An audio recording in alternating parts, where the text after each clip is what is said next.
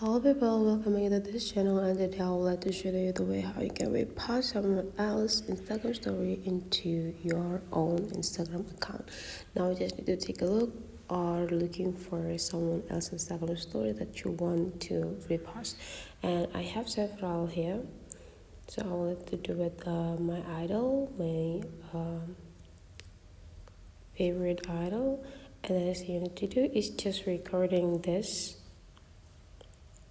if this is a video, but then if this photo, let's just find a photo to make it easier. Let's here.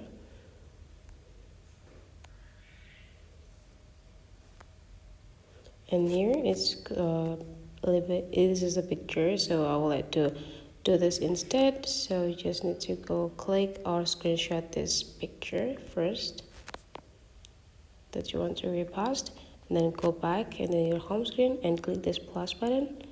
Now you just need to go pick the picture that you just screenshot here, adjusting the size, and then you just need to upload it into your story.